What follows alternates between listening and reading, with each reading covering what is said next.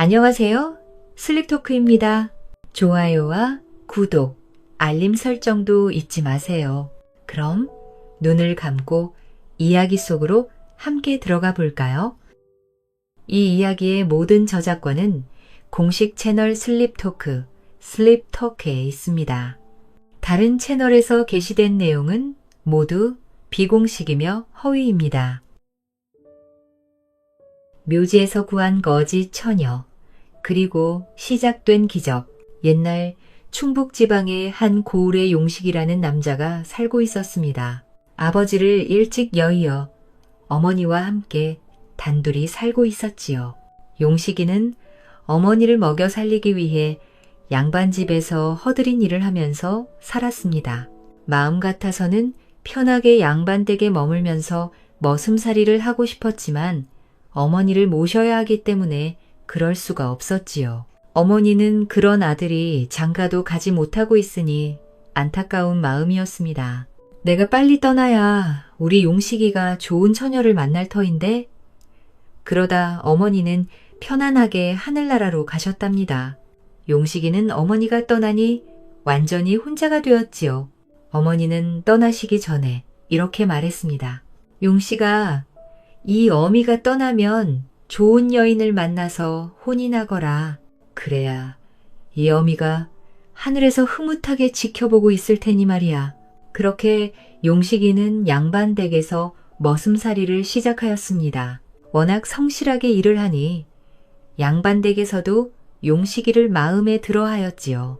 그러던 어느 날 용식이가 꿈에서 어머니를 만난 것이었습니다. 구름에 붕붕 떠서 기분이 너무나 좋았지요. 용식이는 여기가 하늘나라도 된 것 같아서 믿기지 않았답니다. 용식아, 아직도 장가를 못 가고 있으니 이 어미가 정말 슬프구나. 빨리 장가도 가고 자식도 낳아야 할 터인데. 어머니, 너무 신경 쓰지 마십시오. 저는 요즘 마음씨 좋은 대감님 만나서 잘 지내고 있습니다. 용식아, 비가 오는 날에 밥그릇을 챙겨주는 사람을 만나야 한다. 용식이는 너무 갑작스러워서 제대로 이해할 수가 없었습니다. 밥그릇을 챙겨주는 처자를 만나라는 말씀이세요, 어머니? 그래, 비가 오는 날에 밥그릇을 챙겨주는 처자가 바로 너의 부인이 될 것이다. 그 전에 너에게 할 일이 많으니 좌절하지 말고 뚜벅뚜벅 나가야 한다. 무슨 할 일을 말씀하시는 거예요, 어머니? 하지만 용식이는 어머니의 말을 듣기도 전에 잠에서 깨고 말았습니다. 어머니가 분명히 더 할 말이 있었던 것 같은데 말이에요. 용식이는 너무 빨리 잠에서 깬 것 같아서 불안했습니다. 그리하여 바로 어머니가 묻힌 묘지로 향했지요. 오랜만에 찾은 묘지는 안개까지 끼니 너무나 쓸쓸해 보였습니다. 어머니, 저 용식이 왔어요. 제가 할 일이 무엇인가요? 말씀해 주세요, 어머니. 하지만 묘지가 말을 할 리가 없었습니다. 용식이는 알면서도 어머니 묘지 곁을 떠날 수가 없었습니다. 그러다 그만 번개가 치면서 비가 쏟아지는 것이었습니다. 용식이는 비를 흠뻑 맞은 뒤에야 묘지를 떠났습니다. 다시 올게요, 어머니. 용식이는 훌쩍거리며 양반댁 집으로 돌아가고 있었습니다. 그런데 얼마 가지 않아서 웬 여인이 비를 맞고 있는 것이 아니겠어요? 몸을 부들부들 떨고 있으니 너무나 가련해 보였습니다. 용식이는 얼른 여인에게 뛰어갔습니다. 이보시오, 낭자. 어찌 그리서 비를 맞고 계시오? 그러다 몸이 상하면 어쩌려고 그러시오? 그러자 여인은 대답은 하지 않고 눈물부터 흘리는 것이었습니다. 용식이는 하는 수 없이 여인을 냅다 업었습니다. 그리고는 양반집이 있는 고을로 뛰어갔지요. 이대로 양반댁으로 갈 수는 없으니 일단 의원을 찾아갔습니다. 의원은 평소에 용식이에게 잘해주는 사람이었답니다. 늘 묵직하게 일만 하는 용식이가 갑자기 여인을 업고 들어오니 의원은 깜짝 놀랄 수밖에 없었습니다. 아이고, 우리 용식이가 여인을 다 업고 오고, 그런데 아는 저자인가? 저는 모르는 사람입니다. 어르신, 저는 일을 하러 가야 하니 잘 부탁드립니다. 그렇게 용식이는 양 반댁에서 있다가 다음 날 찾아왔습니다. 이날도 여인을 살렸을 때처럼 비가 쏟아졌지요. 정신을 차린 여인은 누가 봐도 절세미인이었습니다. 몸은 좀 괜찮으시오. 낭자? 용식이는 여인의 미모에 반하고 말았습니다. 침을 꿀꺽 삼키면서 애써 침착하게 보이려고 하였지요. 도련님 덕분에 살았습니다. 하마터면 큰일이 날 뻔하였습니다. 그러자 의원도 흐뭇한 미소를 지었습니다. 이자, 마리오라, 자네가 조금이라도 늦게 데리고 왔으면 분해서 그치지 않았을 걸세. 여기 약재가 있으니까 꼭 챙겨 먹도록 하게. 저는 선아라고 합니다. 갈 곳이 없으니 너무 황망해서 그만 비가 그렇게 쏟아지는 것도 모르고 그렇게 주저앉아 있었지요. 그러다 도련님이 절 발견하신 겁니다. 용식이는 도련님이라는 말을 들으니 기분이 묘했습니다. 지금까지 남의 집 퍼들의 일만 하던 머슴이니 그런 호칭은 처음인 것이었죠. 이런 말씀드려 정말 송구합니다만 저를 데려가 주실 수 없겠습니까? 지금 저는 어디서 묵을 곳도 없습니다. 갈 데가 없습니다. 도련님. 그러자 의원이 잠시 용식이를 조용한 곳으로 데려갔습니다. 사정을 보아하니 거지 전혀인 것 같네. 저렇게 그냥 보내면 너무 가엾지 않은가? 자네가 걷어가. 용식이는 마음 같아서는 선아를 데려가고 싶지만 양반댁에서 어떻게 나올지 생각하면 난감하였습니다.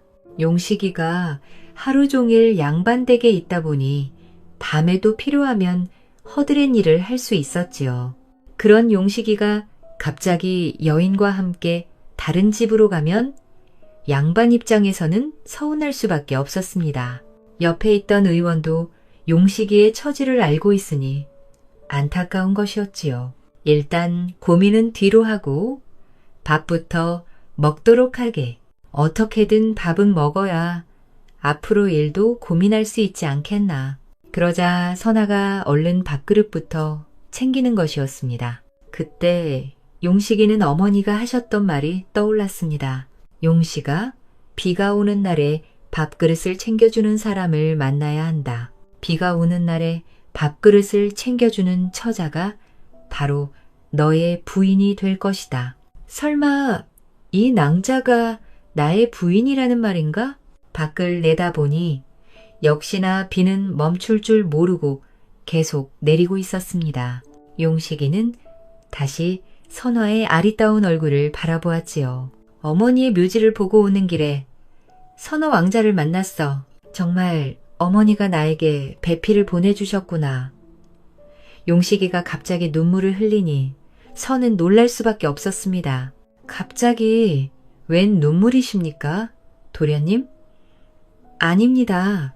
밥그릇 챙겨주셔서 정말 고맙소. 용식이는 그렇게 밥을 먹고 양반댁으로 향했습니다. 양반에게 허락을 받고 싶었지요. 어머니와 함께 살던 집은 그대로 있으니 그곳으로 선아를 데리고 가면 됩니다. 그런데 이게 무슨 일인지 양반댁에서 용식에게 따로 집을 마련해 준 것이었습니다. 안 그래도 여기 멀지 않은 곳에 별가 하나 있다네. 너무 작아서 아무도 살지 않으려고 하는데 자네가 마침 부인을 데리고 온다니 다행이구먼. 이번 기회에 장가가서 잘 살아보게.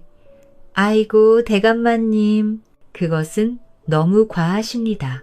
어머니와 함께 제가 살던 집이 있습니다. 그곳으로 가면 됩니다. 이 사람아, 그 집은 너무 낡고 못 쓰지 않은가. 내가 이미 식솔들한테 시켜서 다 알아봤네.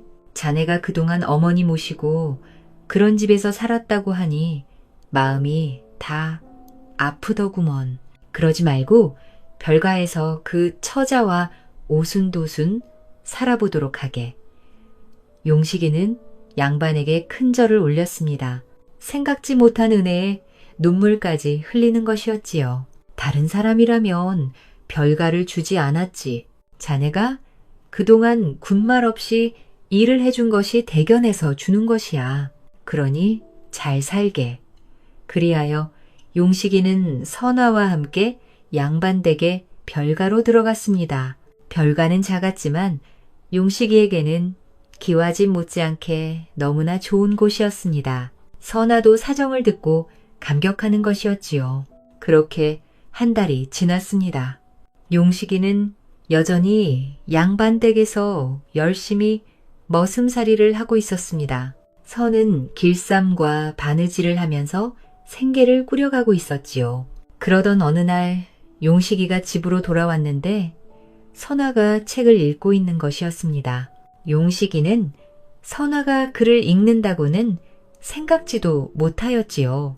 그 글을 읽을 줄 아는 것이요? 그런데 선은 급하게 읽던 책을 숨기는 것이었습니다. 마치 용식이에게 들키면 안 되는 것처럼 말이지요. 그냥 책이 보이길래 한번 펼쳐본 것뿐입니다. 글은 그냥 어깨 너머 서당에서 듣던 것을 본 것뿐입니다. 선아가 변명을 하는 것 같아서 용식이는 좀 의아했습니다. 그동안 잠자리도 피하는 것 같아 이상했는데 이제는 글을 읽는 것도 숨기니 말이에요. 그러자 용식이는 갑자기 선아가 어떤 사람인지 궁금해지기 시작했습니다. 그저 거지 처녀로만 알았는데 부모님이 어떤 분들인지도 모르고 있었으니까요. 하지만 선은 이상하게 요즘 따라 용식이와 거리를 두는 것 같았습니다. 특히 책을 읽는 것을 들킨 때부터 더욱더 그러하였지요. 그래서 용식이는 머리를 식힐 겸 선아를 데리고 연등회에 가기로 했습니다. 연등회는 용식이도 가끔 어머니와 함께 갔던 곳이었습니다. 선아도 모처럼 머리를 식히는 것 같아 기분이 좋아 보였습니다. 용식이는 기회를 엿봐서 선아에게 다정하게 말을 걸었지요. 그동안 부인에게 신경을 못 쓴 것 같소. 정말 미안하오. 아닙니다, 서방님. 그동안 길쌈과 바느질에 너무 지쳐서 그만 저도 모르게 서방님에게 화를 낸 것 같습니다. 너무 개의침하셔요. 그렇게 용식이와 선은 연등회의 이곳저곳을 구경하고 있었습니다. 용식이는 먹을거리를 좀 보고 오려고 잠시 선아와 떨어졌습니다. 그런데 그때 선아가 갑자기 얼굴이 백지장처럼 하얘지는 것이었습니다. 선아의 앞에는 나이 지긋해 보이는 영감이 한 명 있었습니다. 용식이는 선아가 놀란 줄도 모르고 송편과 인절미를 가져왔습니다. 왜 그러시오, 부인? 그러자 선은 갑자기 용식이 품에 안기는 것이었습니다. 저 영감이 저를 보잘것없다고 모욕을 합니다. 서방님, 무엇이라? 어떤 영감이 그런단 말이오? 용식이가 고개를 돌리자 영감이 무서운 얼굴을 하면서 다가오는 것이었습니다. 그때 선화가 갑자기 용식이가 들고 있던 송편과 인절미를 집어서 던지는 것이 아니겠어요? 영감은 얼굴로 날아든 송편과 인절미 때문에 크게 화를 내는 것이었습니다. 용식이는 어찌된 영문인지 알 수가 없었지요. 그때 영감의 식솔들로 보이는 머슴들이 용식이와 선화를 둘러쌌습니다. 용식이는 선화를 보호하기 위해서 주먹질을 할 수밖에 없었습니다. 하지만 용식이는 건장한 머슴들을 상대할 수가 없었습니다. 흠씬 두들겨 맞고는 땅바닥에 그대로 쓰러졌지 뭐예요. 용식이는 그 일로 한동안 드러누워 있어야 했습니다. 그렇게 보름이 지났습니다. 용식이는 다시 기운을 차려서 머슴살이를 했지만 선은 점점 길쌈과 바느질과 멀리하였습니다. 부인, 요즘 길쌈과 바느질에는 손도 대지 않는 것 같은데 이유가 있어? 그러자 선아가 갑자기 눈물을 흘리는 것이었습니다. 왜 그러시오, 부인? 말씀을 해보시오. 선은 흐르는 눈물을 닦더니 놀라운 이야기를 하였습니다. 사실 저는 한양에서 가장 잘 나가는 행수의 딸이었답니다. 사실상 무역을 책임지는 선임 상인이었지요. 상단의 말단 인원들의 지도도 맡고 있으니 상단에서 실세 중에 실세였답니다. 하지만 잘 나갈수록 주변에 시기하는 사람들이 많아지는 법이지요. 선화의 아버지는 배를 타러 갔다가 바닷가에 빠져 목숨을 잃으셨습니다. 저는 시기하는 사람들이 아버지를 일부러 바닷가로 떠밀었다고 믿었습니다. 이후 아버지를 시기하던 사람들이나 아버지의 편에 있던 사람들이 땅과 재산을 노린 것이었습니다. 그러다 저도 집에서 쫓겨났고 허망한 마음으로 그렇게 비를 맞고 있던 것이었습니다. 재산과 땅까지 빼앗기니 더는 살 이유가 없었습니다. 그렇다고 스스로 목을 맬 용기도 없었지요. 그러다 서방님을 만난 것입니다. 서방님이 아니었다면 전 이미 목숨을 잃었을 겁니다. 부인이 행수의 딸이었다니 상상도 할 수 없었소. 왜 지금까지 말하지 않았소? 몰락한 집안의 딸이라고 하면 누가 받아주겠습니까? 아마 제 소문 붙었다고 다들 멀리할 것입니다. 차라리 거지라고 하는 게 속이 편했지요. 부인이 글을 읽은 줄 알았던 것도 그 때문이었구려. 그럼 전에 연등회에서 봤던 영감한테는 왜 그런 것이요? 누군지 모르겠으나 우리 아버지의 목숨을 빼앗은 자들과 한패거리가 분명합니다. 그 얼굴을 기억합니다. 우리 집의 땅과 재산을 노리는 그 무서운 눈빛을 똑똑히 기억합니다. 용식이는 얼른 선아를 끌어놨습니다.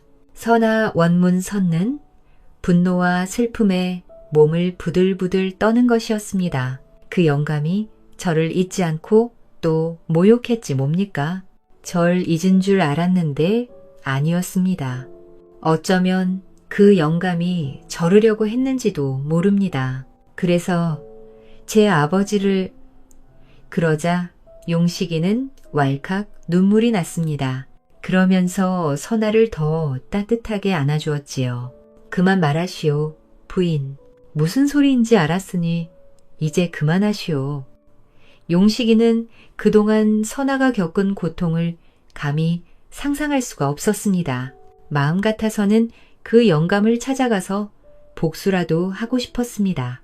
또 한 가지 들을 말씀이 있습니다. 서방님, 말씀만 하시오, 부인. 실은 저에게 동생이 있습니다. 집이 그렇게 몰락하고 우리 남매는 떨어져 지내야 했지요. 그간 소식을 알 수 없었는데 한양 근처에서 봤다는 이야기를 들었습니다. 그거 참 다행이구려. 저와 함께 가서 데리고 오십시다. 그러자 선아가 대답은 하지 않고 눈물만 흘리는 것이었습니다. 왜 그러시오, 부인? 실은 제 동생이 있다는 곳이 기방이었습니다. 기방이라고 한다면 용식이는 놀라서 선아의 눈을 피할 수밖에 없었습니다. 동생이 생계를 위해 기생이 된 것이었죠. 안 그래도 부끄러운데 제가 가면 아마 피할 것입니다. 그런데 서방님까지 같이 가시면 제 동생이 더 비참하지 않겠습니까? 부인 말씀이 옳습니다.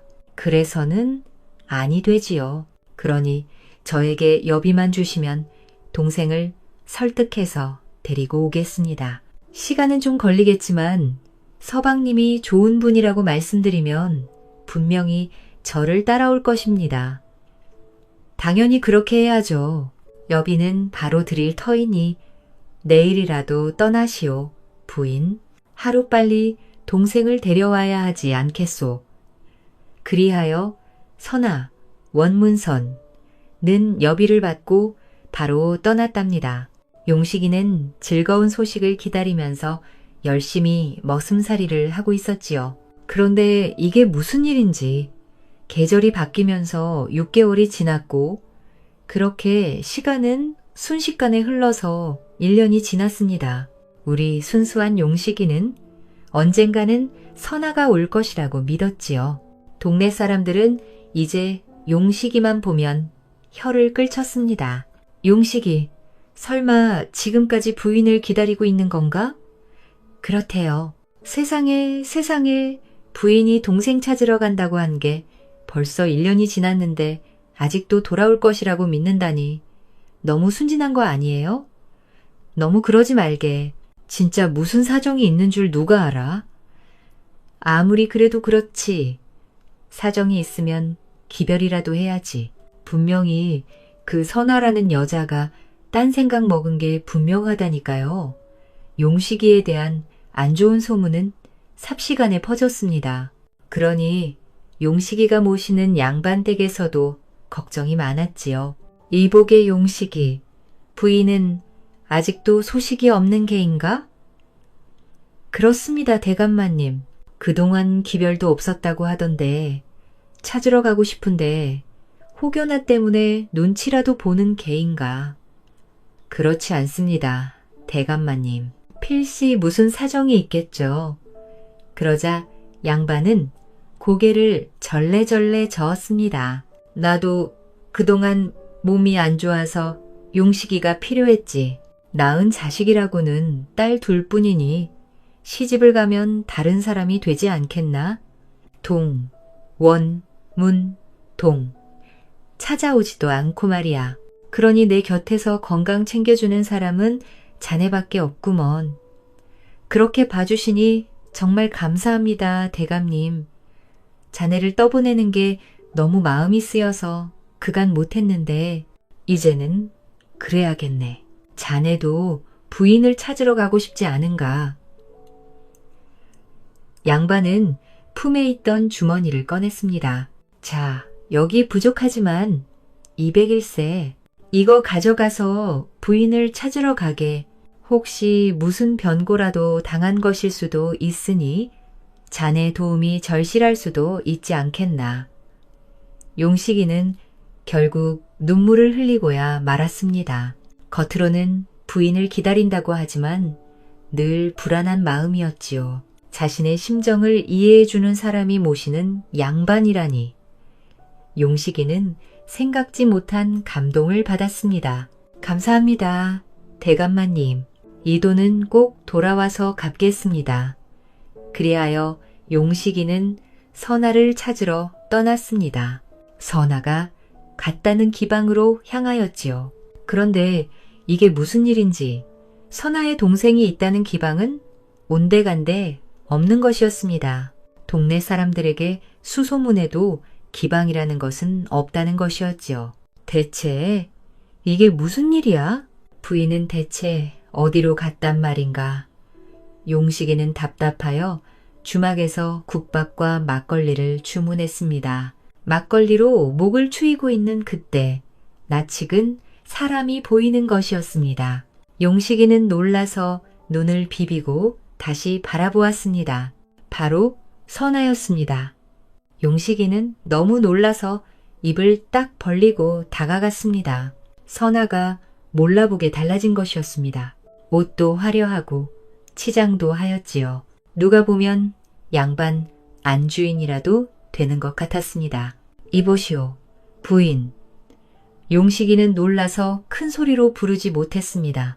선아가 깔끔한 용모에 남자와 있는 것이었습니다. 딱 봐도 양반 사람이었지요. 용식이는 믿을 수가 없었습니다. 동생을 찾으러 간다던 부인이 웬 사내와 희낙거리고 있는 것이었지요. 용식이는 꿈이라도 꾸는 것 같아 크게 선아를 불렀습니다. 그러자 선아가 고개를 돌려 용식이를 알아봤습니다. 어머, 용식이 아니야? 용식이는 또 한 번 놀랐습니다. 1년이 지나서야 이렇게 찾으러 오다니 너도 참 순진하다. 무엇이라? 방금 무엇이라 하였는가? 1년이 지나도 오지 않으면 딴 마음 먹었다고 생각해야지. 이렇게 찾아오면 어쩌자는 거야. 정말 내가 아는 부인이 맞소? 이럴 리가 없지 않소. 용식이는 순간 격분하여 선아의 양 어깨를 붙잡았습니다. 그러자 뒤에 있던 건장한 사내들이 용식이를 발로 차는 것이었습니다. 선아와 있던 남자의 식솔들이었습니다. 선아는 사내들을 만류했습니다.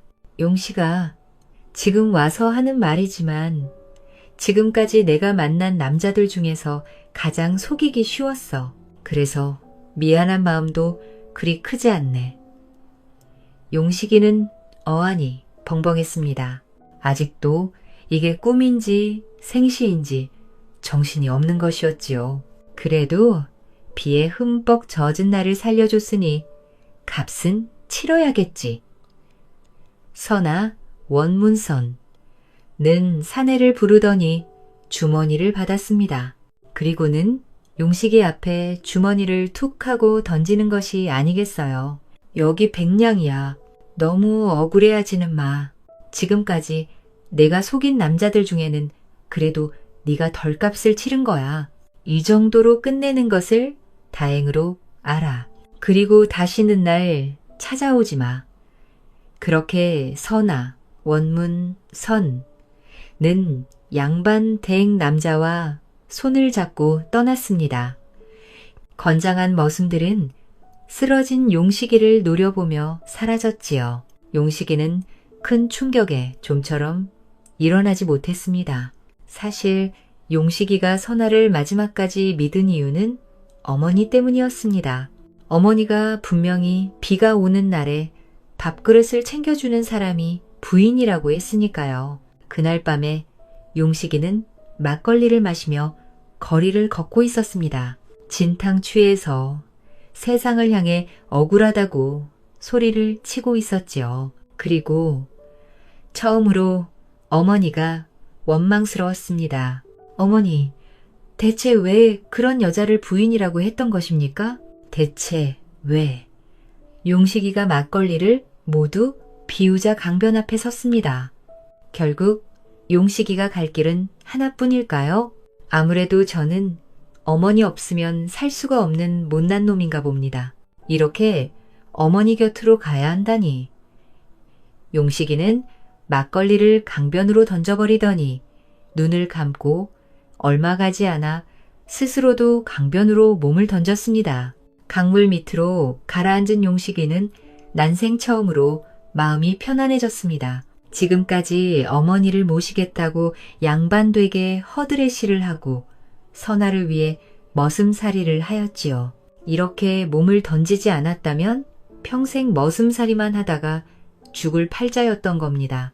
그렇게 용식이는 강가 밑으로 떨어지면서 미소를 지었습니다. 어머니 곁으로 가고 싶었지요. 그런데 이게 무슨 일인지 눈을 뜬 용식이가 벌떡 일어섰습니다. 주변을 둘러보니 양반 되게 호화로운 방이었지요. 용식이가 어리둥절하고 있는 그때 웬 처자가 문을 열고 들어왔습니다. 깨어나셨군요. 몸은 좀 괜찮으십니까? 용식이는 눈만 끔벅거렸습니다. 여기가 하늘나라라도 되는 것일까요? 너무나 아리따운 여인이 눈앞에 있는 것이었습니다. 낭자는 누구시여? 여기는 또 어디요? 알고 보니 용식이를 구한 사람은 바로 공조 판서의 딸 유아였습니다.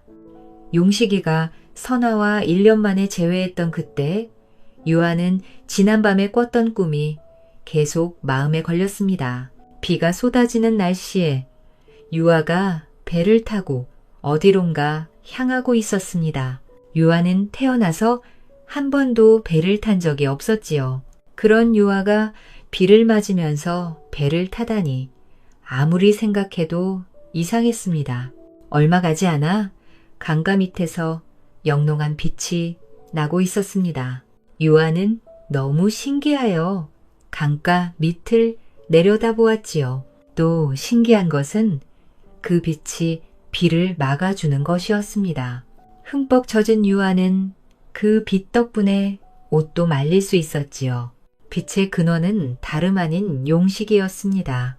용식이가 빛을 내며 강가 위로 떠오르는 것이었습니다. 이후에 유아는 용식이와 밥상 앞에 앉았습니다. 유아가 용식이를 구한 일은 기억이 나지 않았습니다. 밥그릇을 가져다 주었더니 용식이가 따스하게 유아의 손을 잡아주는 것이었습니다. 그렇게 유아는 잠에서 깨어났지요. 듣고 있던 용식이는 놀랄 수밖에 없었습니다. 태어나서 그렇게 신기한 꿈은 처음입니다. 저는 뭔가 홀린 것처럼 강가로 갔지요. 식솔들을 데리고 배를 타고 갔더니 세상에 진짜 강가 밑에 사람이 있지 뭡니까? 그래서 이렇게 구해온 것입니다. 용식이는 여전히 믿기지 않아서 어안이 벙벙하였습니다. 다른 사람도 아니고 공조 판서의 딸이 자신을 구하다니요. 하지만 공조 판서는 사연을 듣더니 바로 용식이를 내보내려고 하였습니다.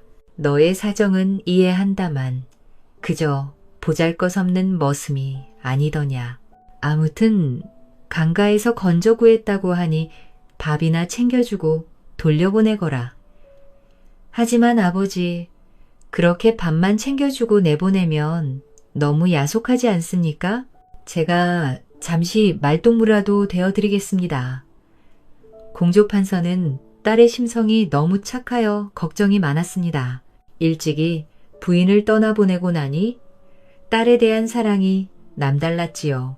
어쩔 수 없이 공조 판서는 먼저 용식이를 찾아가서 어떤 사람인지 알아보려고 했습니다.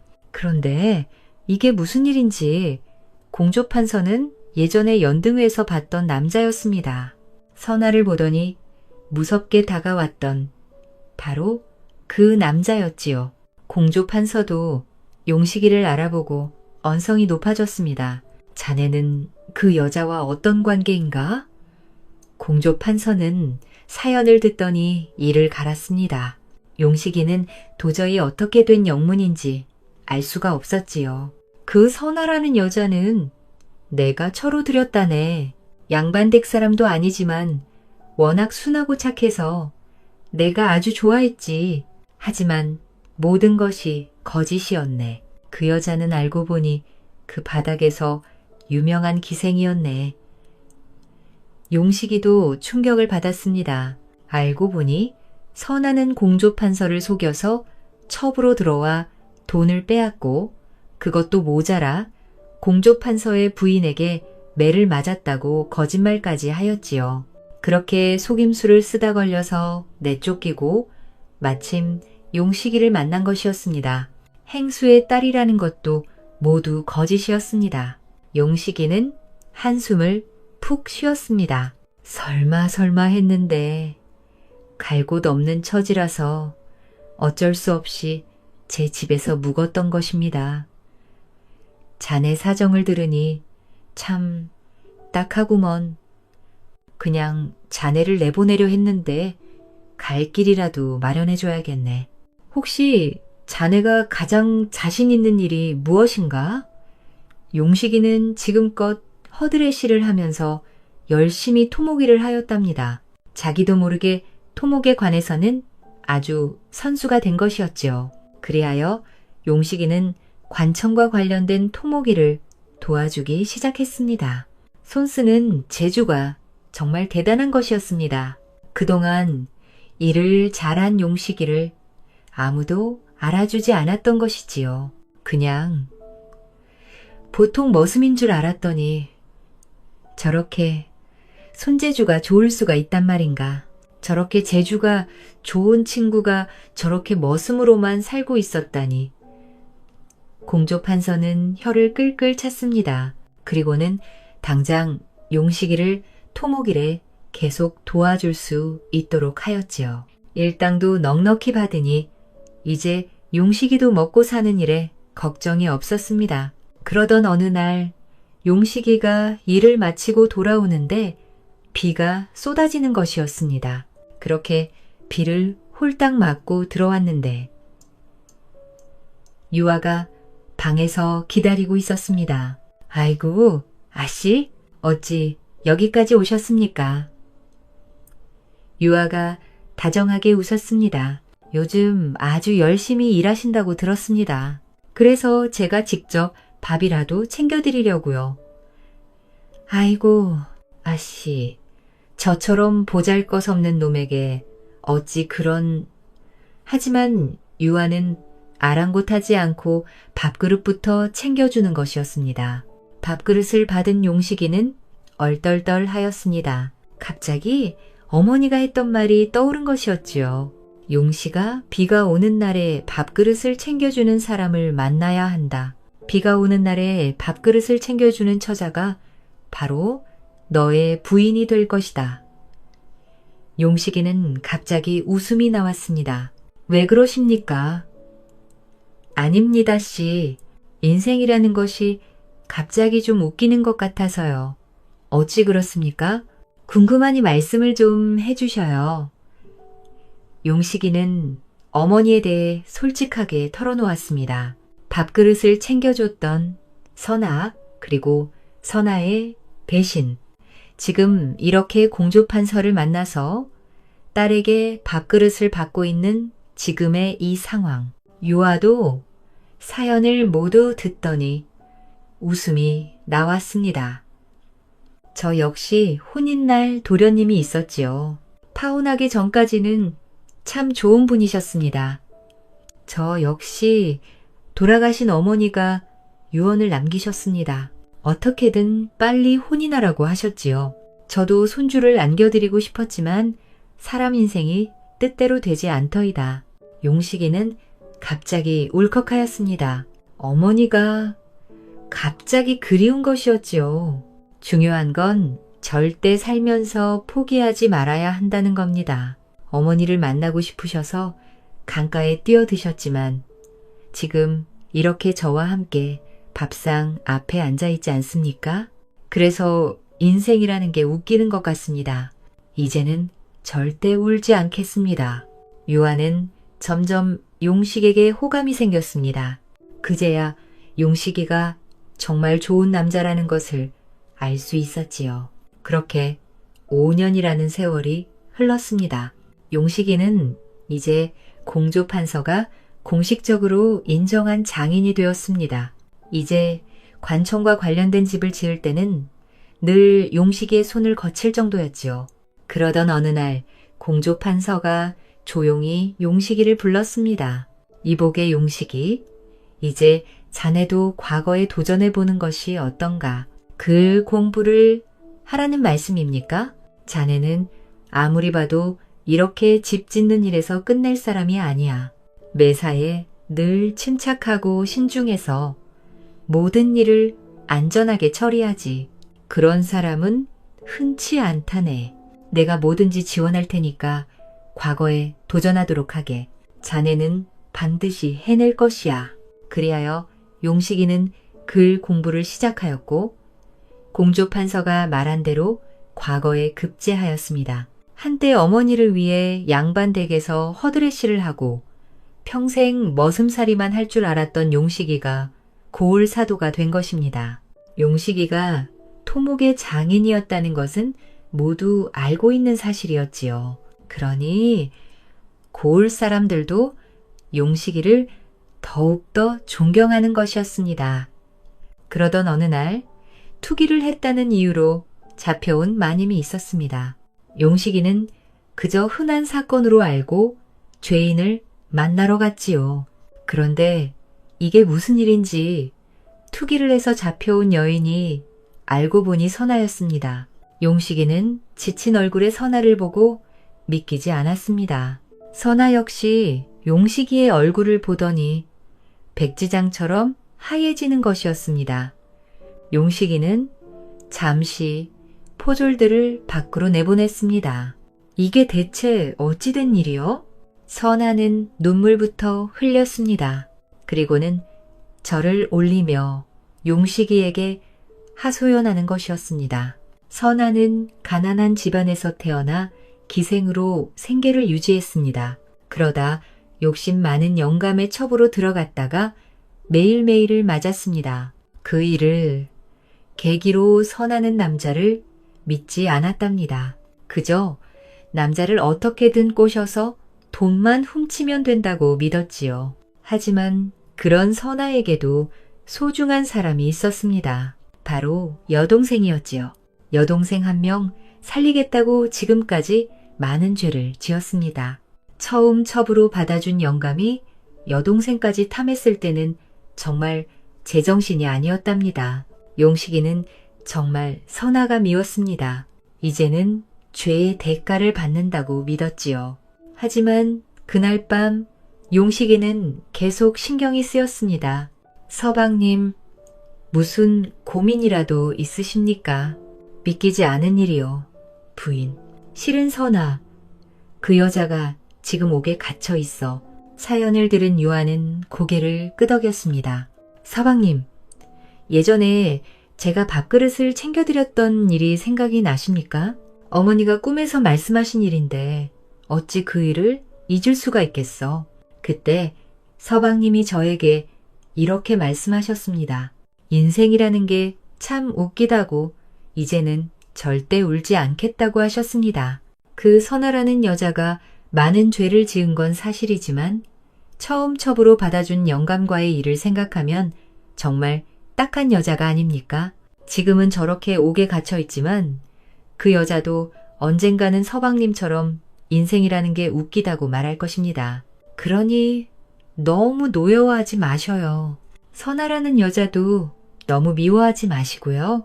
용식이는 감격하여 유아의 손을 잡았습니다. 부인이 없었으면 난 어찌할 뻔했어. 부인의 그 말이 정말 위로가 되는구려. 다음 날 용식이는 선아 죄인을 불렀습니다. 죄인은 듣거라. 투기를 하여 양반댁에 큰 치부를 드러냈으나 여동생을 먹여 살리기 위한 처절한 몸부림이라는 것을 참작하여 고향으로 퇴거를 명한다. 여동생과 함께 정직하게 살도록 해라. 다시는 이런 불미스러운 일에 휘말려서는 아니 될 것이다. 선아는 놀라더니 눈물을 흘리는 것이었습니다. 그리고는 용식이의 근엄한 얼굴을 바라보았지요. 입으로 말은 하지 않았지만 용식에게 감사하는 것이었습니다. 그렇게 선아는 여동생과 함께 고향으로 돌아갔습니다. 용식이와 살았을 때처럼 길쌈을 하면서 조금씩 재산을 모았지요. 나중에는 시장 상인과 사랑에 빠져 오순도순 살았답니다. 용식이는 고을사도로 계속 존경을 받으며 살았고 장인의 뒤를 이어 공조판서가 되었습니다. 토목에 있어서는 그를 따를 사람이 없었기 때문입니다. 미국의 철학자 랄프 waldo 에머슨은 가장 어두운 밤에도 별은 빛난다고 하였습니다. 아무리 암울한 상황이라도 희망의 빛은 사라지지 않는다는 것이지요. 우리 용식이처럼 희망의 끈이 완전히 끊어졌다고 생각했을 때도 어디에선가 희망의 빛은 항상 존재한다는 것을 의미합니다. 이 이야기는 인간의 선과 악, 그리고 진정한 행복의 의미를 깊이 있게 보여주는 감동적인 민속 설화입니다. 가난한 머슴으로 시작한 용식은 어머니를 잃은 뒤에도 성실하고 착한 마음을 잃지 않았습니다. 그러나 세속의 욕심에 눈이 먼 선아는 그런 용식의 마음을 배신하고 결국 자신의 불행을 자초하게 됩니다.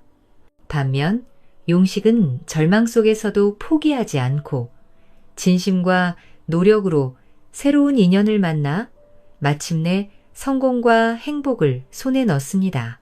특히 마지막에 용식이 자신을 배신한 선아를 용서하는 장면은 진정한 인간의 위대함이 어디에 있는지를 일깨워줍니다.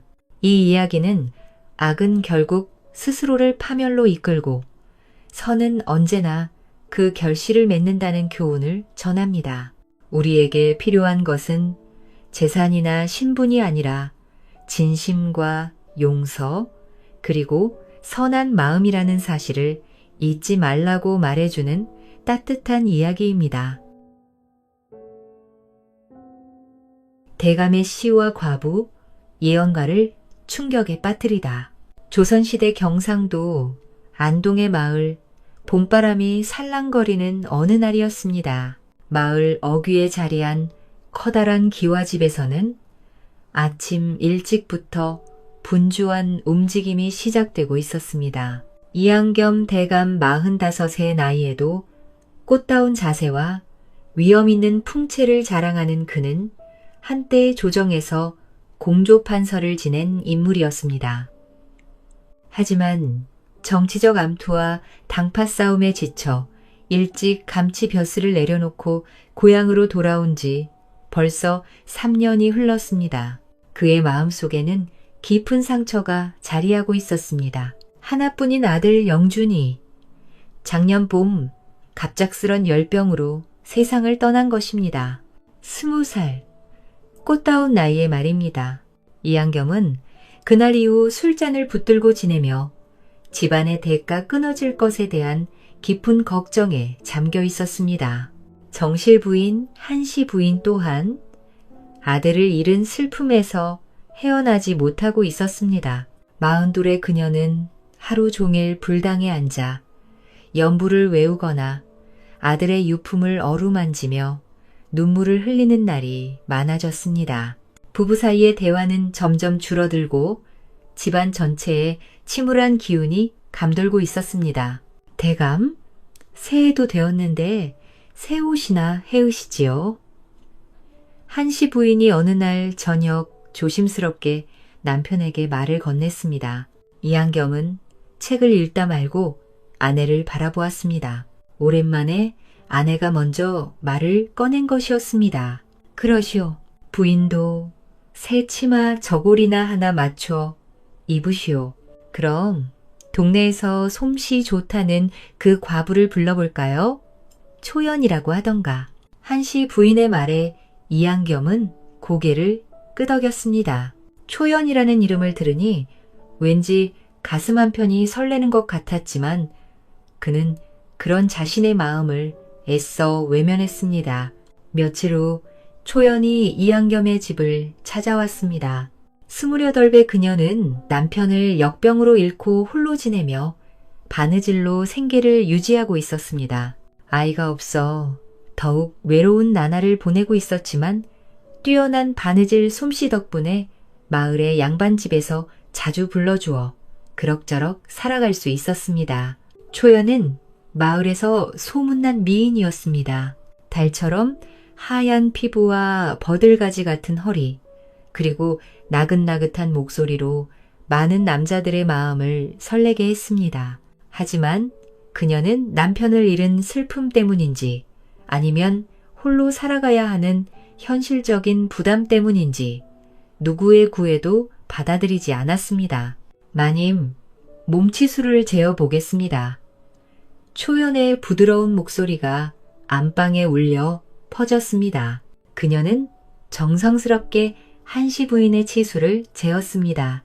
어깨, 너비, 가슴둘레, 허리선, 숙련된 손놀림으로 하나하나 기록해 나갔습니다. 이번엔 대감님 차례입니다. 이양겸이 초연 앞에 섰을 때 그는 이상한 떨림을 느꼈습니다.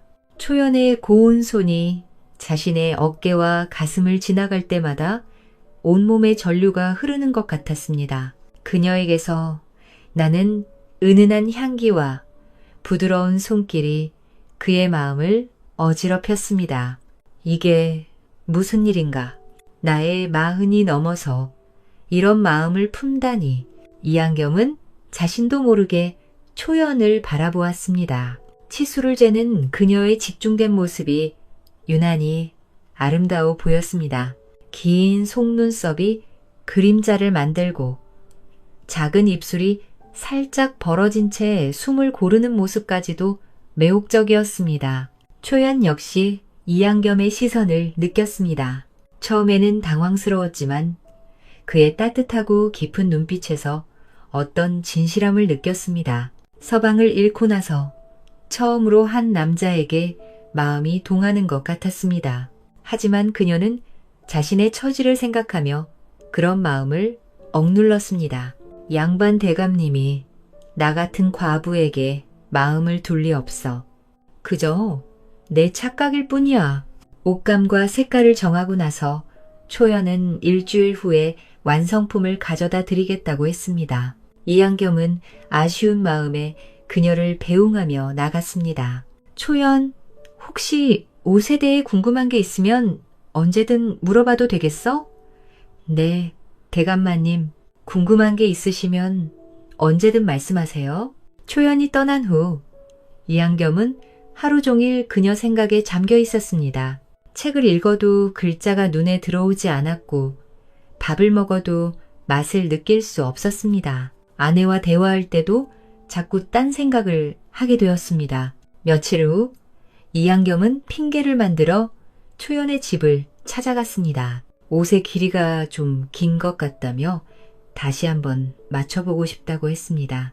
초연은 의아해했지만 정성껏 응대했습니다. 그 다음 주에도 또 그 다음 주에도 이양겸은 초연의 집을 찾았습니다. 때로는 새로운 옷을 짓겠다며 때로는 옷감에 대해 상의하겠다며 이런저런 핑계를 대었습니다. 초연도 처음에는 영문을 모르겠다고 생각했지만 점차 이양겸의 마음을 눈치채게 되었습니다. 어느 날 저녁 봄비가 부슬부슬 내리는 날이었습니다. 이양겸은 우산도 없이 초연의 집 앞을 지나가다가 비를 피하게 되었습니다. 초연은 그런 글을 보고 안으로 들어오라고 했습니다. 대감님, 이렇게 비를 맞으시면 감기 드실 텐데요. 들어오셔서 비가 그칠 때까지 계시지요. 촛불이 은은하게 타오르는 작은 방에서 두 사람은 마주 앉았습니다. 초연이 끓여준 차를 마시며 이양겸은 평소보다 더 깊은 대화를 나누었습니다. 초연이 외롭지 않으시오? 갑작스러운 질문에 초연은 잠시 당황했습니다. 하지만 이양겸의 진지한 표정을 보니 진심 어린 관심임을 알 수 있었습니다. 외롭지 않다면 거짓말이겠지요. 하지만 어쩔 수 없는 일이니 그저 하루하루 살아가는 것으로 족합니다. 이양겸의 가슴이 먹먹해졌습니다. 자신과 비슷한 외로움을 안고 살아가는 그녀가 더욱 안쓰럽게 느껴졌습니다. 나도 아들을 잃고 나서 매일이 허전하오. 인과도 예전 같지 않고 이렇게 살아서 무엇 하나 싶을 때가 많소. 두 사람은 서로의 아픔을 나누며 깊은 공감대를 형성해 갔습니다. 밖에서는 비가 계속 내렸고 안에서는 두 마음이 점점 가까워져 갔습니다. 그날 밤 비는 더욱 세차게 내렸습니다. 초연은 이양겸에게 저녁을 대접했습니다. 간소하지만 정성이 담긴 음식이었습니다. 이양겸은 오랜만에 맛있는 식사를 했습니다. 집에서는 아내도 자신도 식욕을 잃은 지 오래되어 늘 성의 없는 밥상만 받았는데 초연의 손맛은 달랐습니다. 대감님, 술 한 잔 드시겠어요? 서방님이 생전에 좋아하던 술이 있는데 초연이 조심스럽게 물었습니다. 이양겸은 고개를 끄덕였습니다. 청주를 따라주는 초연의 모습을 보니 더욱 마음이 뜨거워졌습니다. 촛불에 비친 그녀의 옆모습이 신선처럼 아름다웠습니다. 술이 들어가면서 두 사람의 대화는 더욱 깊어졌습니다. 서로의 지난 이야기, 아픔, 그리고 꿈에 대해 털어놓았습니다. 이양겸은 정치에 대한 환멸과 아들을 잃은 슬픔을 토로했고 초연은 홀로 살아가는 어려움과 불안함을 이야기했습니다. 초연이 당신을 보고 있으면 마음이 편해집니다. 술에 취한 이양겸이 진심을 털어놓았습니다. 초연의 얼굴이 붉어졌습니다. 그녀도 이미 이양겸에게 마음이 기울어져 있었습니다. 그의 깊은 눈빛과 따뜻한 마음씨, 그리고 자신을 진심으로 대해주는 모습에 점점 빠져들고 있었습니다. 대감님, 초연이 작은 목소리로 불렀습니다. 두 사람은 서로를 바라보았습니다. 오랫동안 억눌렀던 감정이 마치 봄철 녹은 눈이 흘러내리듯 자연스럽게 흘러나왔습니다. 이양겸은 더 이상 참을 수 없었습니다.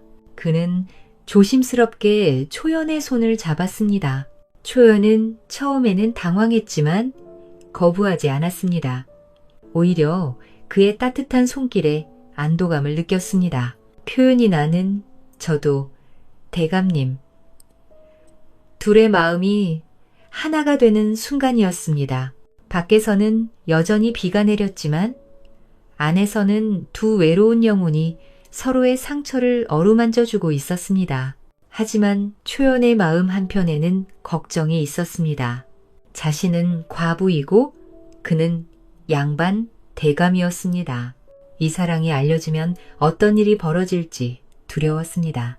특히 바느질로 생계를 이어가는 자신에게는 평판이 생명과도 같았습니다. 양반 부인들이 자신을 외면한다면 살 길이 막막했습니다. 대감님, 저는 이렇게 되면 안 되는데 초연이 떨리는 목소리로 말했습니다. 하지만 이양겸은 그녀의 손을 더 꽉 잡았습니다. 걱정하지 마시오. 내가 당신을 보호하겠소.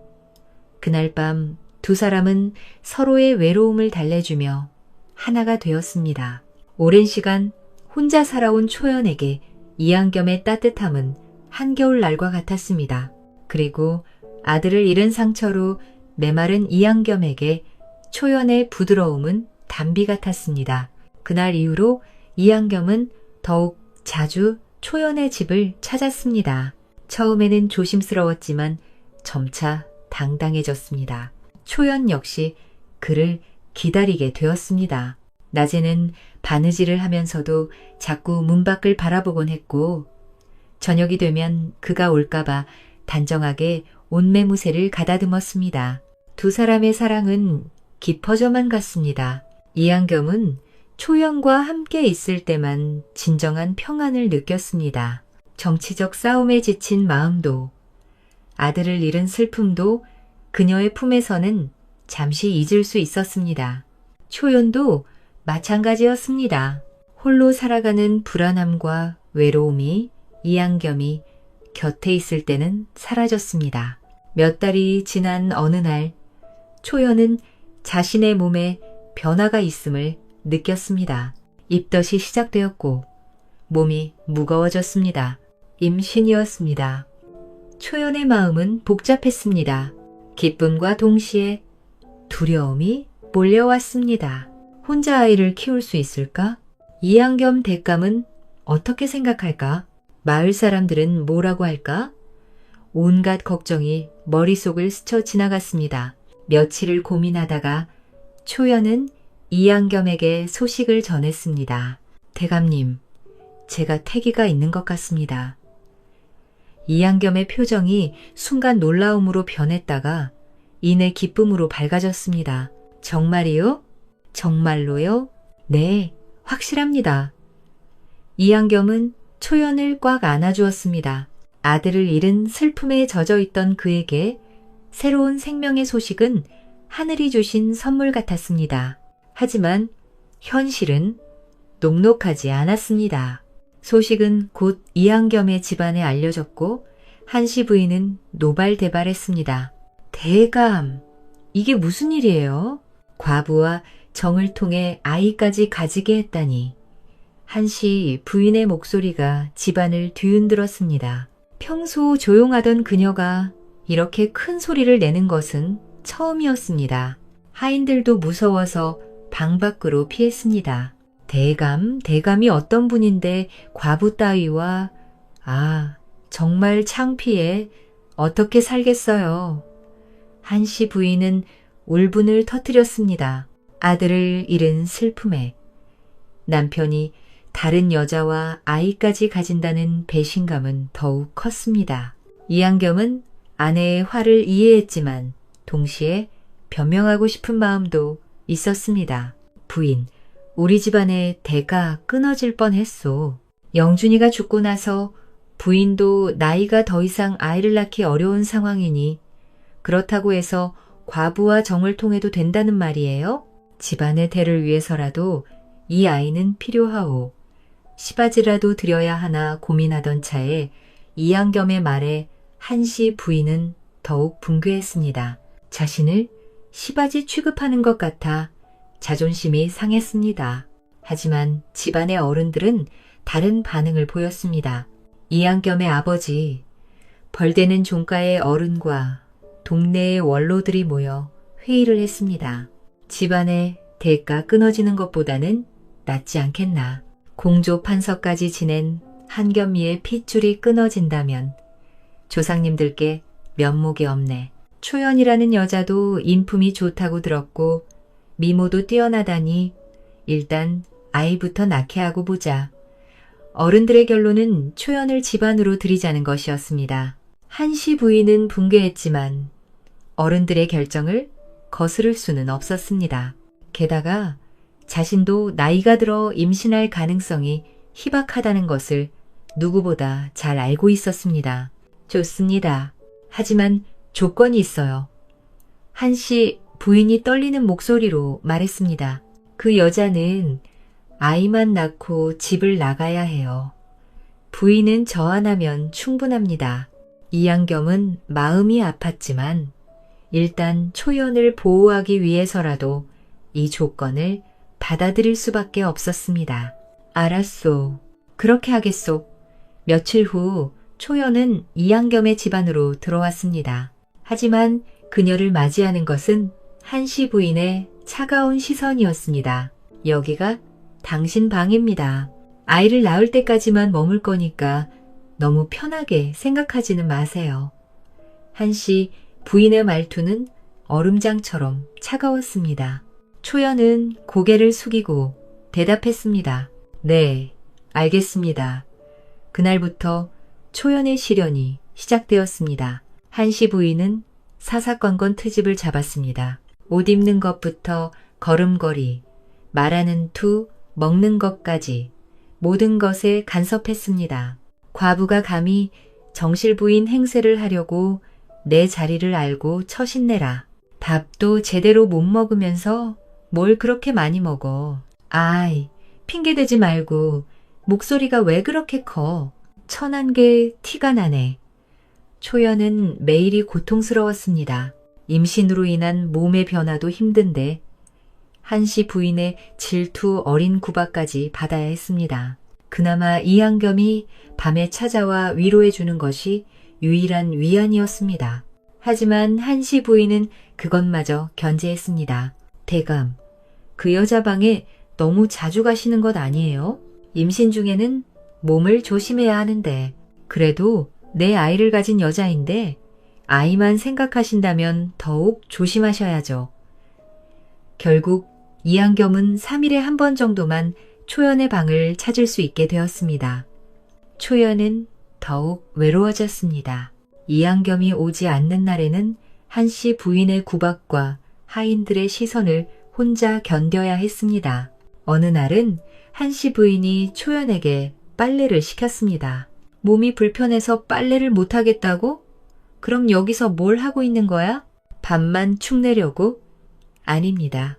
하겠습니다. 초연은 무거운 몸을 이끌고 빨래를 했습니다. 차가운 물에 손이 얼어붙었지만 참고 견뎠습니다. 또 어느 날은 청소를 시켰습니다. 대청마루도 제대로 못 쓸고 뭐라는 거야? 다시 해? 초연이 아무리 깨끗하게 쓸어도 한씨 부인은 만족하지 않았습니다. 티끌 하나라도 있으면 다시 시켰습니다. 초연은 매일 살얼음판을 걷는 기분이었습니다. 한씨 부인의 눈치를 보느라 늘 긴장해야 했고 언제 또 무슨 트집을 잡힐지 몰라 조심조심 행동해야 했습니다. 그런 와중에 이양겸의 오랜 벗신 김막수가 한양에서 내려왔습니다. 김막수는 한양에서 소문난 관상가이자 예언가였습니다. 높은 벼슬아치들도 그의 관상을 보러 올 정도로 유명한 인물이었습니다. 이복의 한겸이 오랜만이네. 어떻게 지내고 있었나? 학수형님, 잘 오셨습니다. 어서 들어오시지요. 두 사람은 정자에서 술잔을 기울이며 회포를 풀었습니다. 오랜만에 만난 벗과의 대화에 이양겸의 얼굴에도 웃음이 돌았습니다. 그런데 한겸이 잔내 얼굴이 예전보다 밝아진 것 같네. 무슨 좋은 일이라도 있나? 김학수의 날카로운 관찰에 이양겸이 멋쩍게 웃었습니다. 아, 그때 초연이 임신한 몸으로 안주상을 들고 나왔습니다. 정성껏 준비한 음식들이 예쁘게 차려져 있었지요. 김학수는 초연을 보는 순간 깜짝 놀랐습니다. 그는 평생 수많은 사람의 관상을 받았지만 이런 기운을 가진 여인은 처음이었습니다. 황겸이 이 여인은 누구인가? 아, 제 아이를 가진 여인입니다. 이양겸이 멋쩍게 대답했습니다. 김학수는 초연을 자세히 살펴보았습니다. 잠깐, 이 여인의 관상을 좀 봐도 되겠는가? 그러시지요. 기왕 오신 김에 뱃속아이의 운세도 봐주십시오. 김학수는 초연에게 다가가서 그녀의 얼굴을 자세히 살펴보았습니다. 이마의 선, 눈의 모양, 코의 높이, 입술의 형태까지 하나하나 세심하게 관찰했습니다. 그리고 초연의 손을 잡고 송금을 보더니 마지막으로 그녀의 배에 손을 얹었습니다. 잠시 눈을 감고 집중하던 김학수의 표정이 점점 놀라움으로 변해갔습니다. 이거 어찌 된 일인가? 김학수가 중얼거렸습니다. 이양겸이 궁금해서 물었습니다. 어떻습니까? 무슨 특별한 것이라도 보이십니까? 이복의 한겸이, 이 아이는 보통 아이가 아니네. 관상을 보니 이 여인은 귀자를 낳을 상이고 뱃속의 아이는 장차 이 나라의 기둥이 될 인물이 될 것 같네. 정말입니까? 송금을 보니 더욱 확실하네. 이 아이는 문물을 겸비한 인재가 될 것이고 벼슬길에 나아가서는 정승의 자리까지 오를 운세를 가지고 있어. 그뿐만 아니라 집안을 크게 일으킬 복을 가지고 있네. 김학수의 말에 이양겸의 얼굴이 환해졌습니다. 아들을 잃은 슬픔에서 벗어나 새로운 희망을 품게 된 것입니다. 정말 감사합니다. 형님, 이런 좋은 소식을 들으니 마음이 한결 가벼워집니다. 하지만 이 소식을 엿들은 한씨 부인은 더욱 분노했습니다. 자신이 낳은 아들은 일찍 죽었는데 과부가 낳을 아이는 정승까지 될 세라니 질투와 분노가 치솟았습니다. 그날 밤 한씨 부인은 잠을 이루지 못했습니다. 초연에 대한 질투와 뱃속 아이에 대한 시기심이 그녀의 마음을 갉아먹었습니다.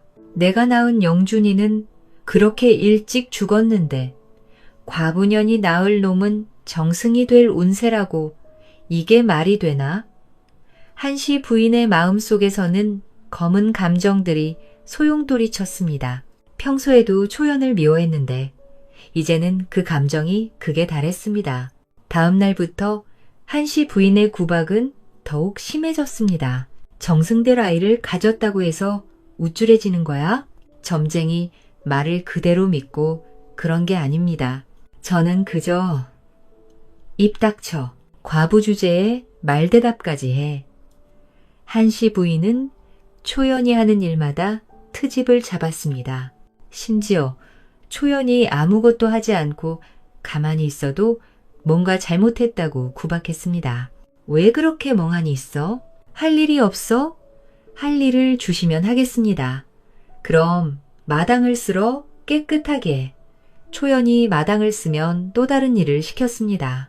빨래, 청소, 바느질, 임신한 몸으로 감당하기 힘든 일들을 연달아 시켰습니다. 초연은 참고 또 참았습니다.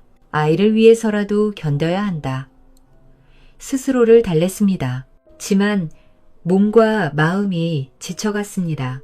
이양겸은 초연의 고통을 알고 있었지만 아내의 심기를 건드리지 않으려고 조심스럽게 행동했습니다. 하지만 그럴수록 초연은 더욱 외로워졌습니다. 대감님도 나보다는 마님이 더 소중하시구나. 초연의 마음에 서운함이 쌓여갔습니다. 연무한다고 하면서도 정작 자신이 힘들 때는 지켜주지 못하는 이양겸이 원망스러웠습니다. 한편 한씨 부인은 날이 갈수록 화병이 심해졌습니다. 잠도 제대로 못 자고 밥도 제대로 못 먹었습니다. 초연과 그녀가 가진 아이에 대한 질투와 분노가 그녀의 몸과 마음을 갉아먹고 있었습니다. 아이고, 속이 쓰려. 가슴이 답답해. 한씨 부인은 자주 몸의 이상을 호소했습니다. 하지만 아무리 약을 써도 낫지 않았습니다. 마음의 병이었기 때문입니다. 시간이 흘러 초연의 배는 점점 불러왔습니다. 임신 8달이 되어 배가 많이 나온 초연을 보면서도 한씨 부인의 질투는 식지 않았습니다. 오히려 더욱 심해졌습니다. 더 배를 보니 더욱 속이 뒤틀려 내 아들은 죽었는데 한씨 부인은 혼자 중얼거리며 분노를 삭혔습니다. 그럴 때마다 가슴이 답답하고 머리가 아팠습니다. 어느 날 한씨 부인은 초연에게 무거운 항아리를 들고 우물에서 물을 길어오라고 시켰습니다. 물이 떨어졌으니 길어와. 마님, 제가 임신 중이라. 임신했다고 해서 물도 못 길어? 그럼 여기서 뭘 하고 있는 거야? 초연은 어쩔 수 없이 무거운 항아리를 들고 우물로 갔습니다. 물을 길어서 돌아오는 길에 배에 힘이 들어가면서 아픈 것을 느꼈습니다. 아야, 조금만 참아라. 초연은 배를 쓰다듬으며 걸었습니다. 그런 모습을 본 하인들도 안쓰러워했지만 한씨 부인이 무서워서 도와주지 못했습니다.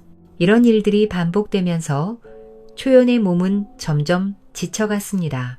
임신으로 인한 피로와 한씨, 부인의 구박으로 인한 스트레스가 겹치면서 몸에 무리가 갔습니다. 그렇게 험난한 시간을 보내며 10달의 시간이 흘렀습니다. 어느 가을밤 초연이 진통을 시작했습니다. 달빛이 유난히 밝은 밤이었습니다. 아파요. 초연의 신음소리에 집안이 소란해졌습니다. 이양겸은 급히 마을의 산파를 불러왔고 하인들은 뜨거운 물과 깨끗한 수건을 준비했습니다. 힘내세요. 조금만 더. 산파의 격려 속에서 초연은 온 힘을 다해 아이를 낳았습니다. 그리고 마침내 우렁찬 울음소리와 함께 산내 아이가 세상에 태어났습니다. 축하합니다. 건강한 산내 아이입니다. 산파의 말에 이양겸의 얼굴이 환해졌습니다. 오랫동안 기다렸던 아들이 태어난 것입니다. 초연이 고생 많았소. 이양겸은 지친 초연의 손을 잡으며 고마움을 표했습니다. 초연도 아이가 무사히 태어난 것에 안도했습니다. 아이는 정말 예쁘고 건강했습니다. 이양겸의 눈매를 닮아 의젓해 보였고 초연의 코를 닮아 오똑했습니다. 무엇보다 김막수가 말한 대로 범상치 않은 기운이 느껴졌습니다. 하지만 한씨 부인은 아이가 태어났다는 소식에 더욱 화가 났습니다. 이제 정말로 저 여자가 낳은 아이가 이 집에 대를 잇는구나. 내 영준이는 한씨 부인의 분노와 질투는 그게 다였습니다. 그녀는 방에서 나오지도 않고 밥도 제대로 먹지 않았습니다. 마님, 진지 좀 드세요. 하인이 밥상을 가져와도 젓가락도 들지 않았습니다. 온 마음이 질투와 분노로 가득 차서 아무것도 할 수 없었습니다. 며칠이 지나면서 한씨 부인의 상태는 더욱 악화되었습니다. 열이 나고 기침을 하며 가슴이 답답하다고 호소했습니다. 부인, 어디가 아프십니까? 이양겸이 걱정스럽게 물었지만 한씨 부인은 대답도 하지 않았습니다. 그저 벽만 바라보며 누워 있었습니다. 의원을 불러서 진맥을 해보았지만 별다른 병은 없다고 했습니다. 몸에는 큰 이상이 없으신데 마음의 병인 것 같습니다. 마음을 편하게 가지셔야 할 것 같습니다. 하지만 한씨 부인의 마음은 편해질 수 없었습니다. 매일매일 초연과 그녀가 낳은 아이에 대한 질투와 분노가 그녀를 괴롭혔습니다. 그렇게 여울이 지났습니다.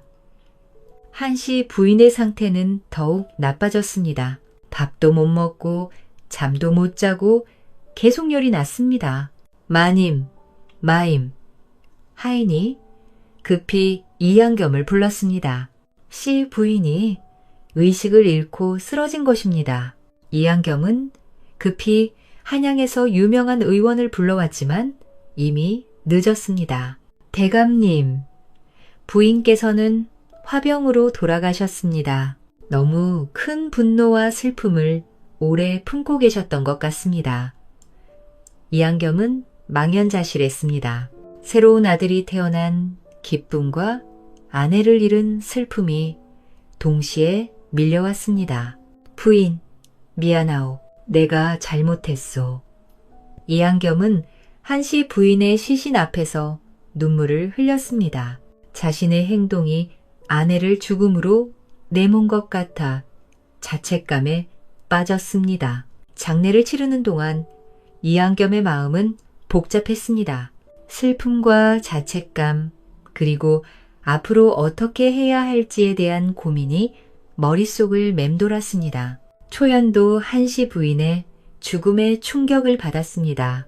비록 자신을 괴롭혔지만 그녀가 죽은 것은 자신 때문이라는 생각에 죄책감을 느꼈습니다. 내가 이 집에 들어오지 않았다면 마님께서 이렇게 되지는 않으셨을 텐데. 초연은 자신을 탓했습니다. 아이를 낳은 기쁨보다는 한씨 부인을 죽음으로 내몬 것 같아 마음이 무거웠습니다. 장례를 치른 후 이양겸은 깊은 고민에 빠졌습니다. 시 부인과의 약속대로 초연을 내보내야 하는가? 아니면 아이를 위해 함께 살아가야 하는가? 며칠을 고민한 끝에 이양겸은 결정을 내렸습니다.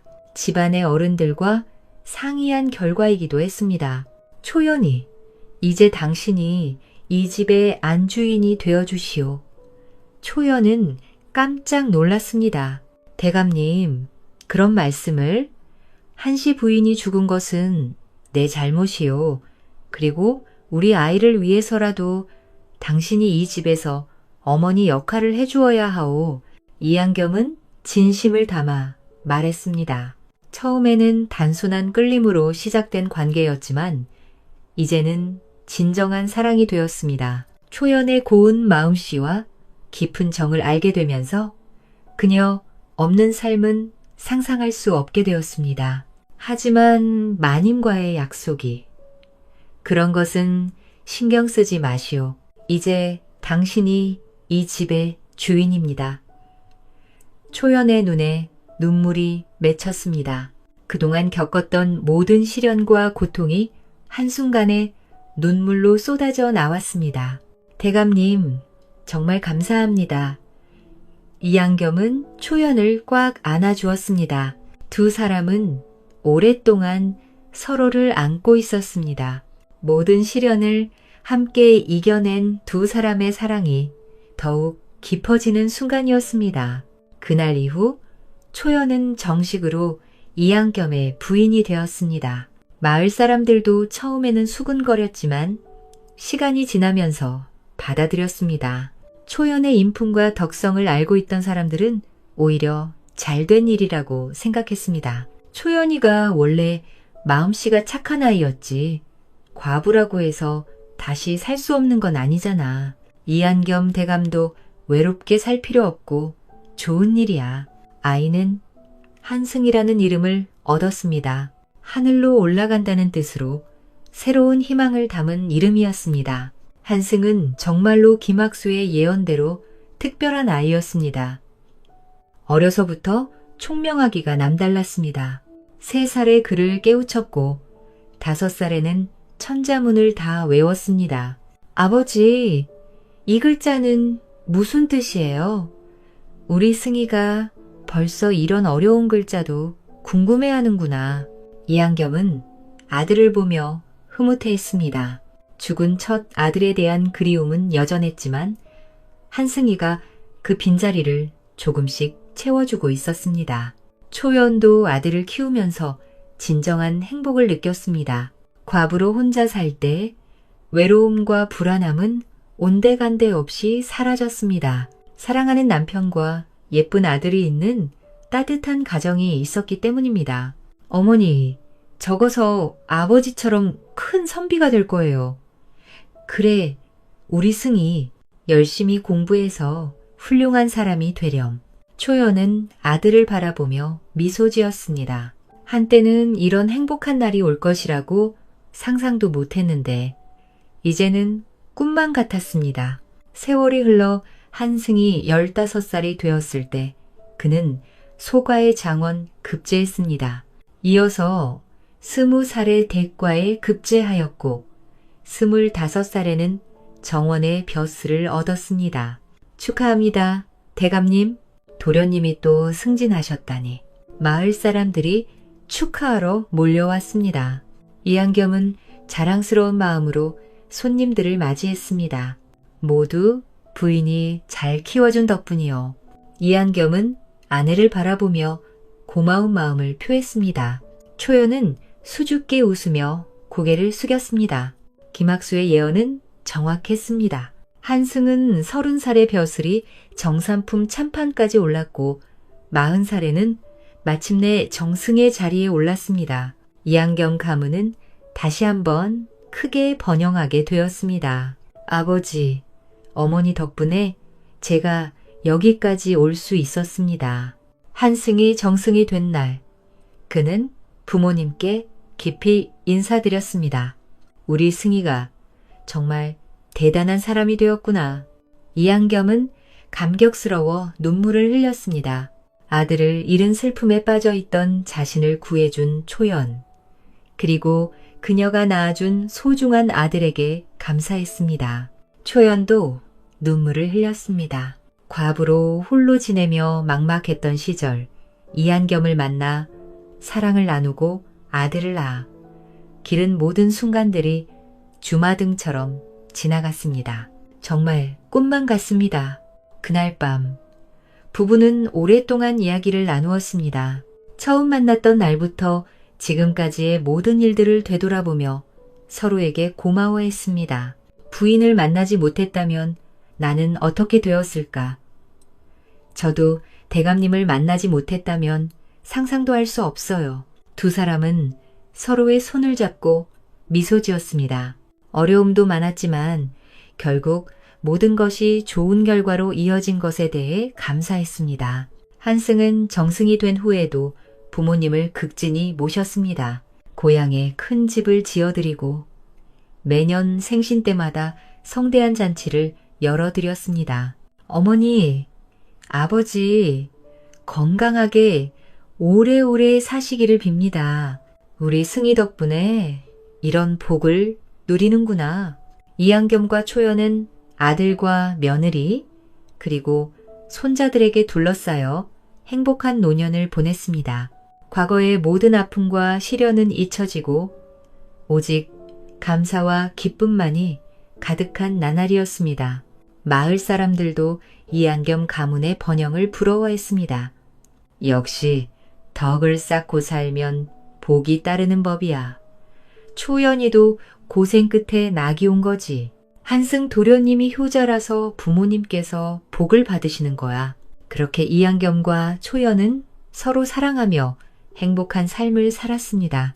처음에는 신분의 차이와 주변의 시선 때문에 어려움이 많았지만 진정한 사랑과 인내로 모든 것을 이겨냈습니다. 아들 한승은 부모님의 사랑을 받으며 자라서 나라의 동량이 되었고 가문을 크게 일으켰습니다. 이한겸의 가문은 대대로 번영하여 후손들이 벼슬길에 나아가 나라에 공헌했습니다. 이 이야기는 마을에서 대대로 전해져 내려와 진정한 사랑의 힘과 인내의 가치를 보여주는 아름다운 전설이 되었습니다.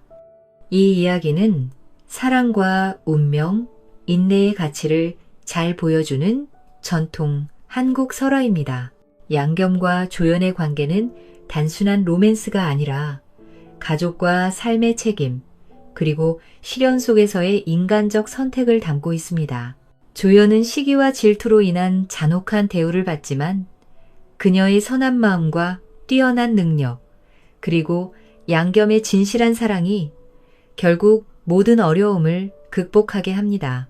특히 집안의 기대와 사회적 장애물 속에서도 포기하지 않고 올바른 길을 걷는 모습은 칭찬받을 만합니다. 반면 질투와 악의에 사로잡힌 사람들은 결국 자신이 초래한 고통 속에 갇히게 되어 경계해야 할 대상임을 보여줍니다. 결국 한승이라는 아이의 뛰어난 운명은 선과 사랑이 악을 이길 수 있다는 교훈을 주며 우리에게 정의롭고 선한 선택의 중요성을 일깨워 줍니다.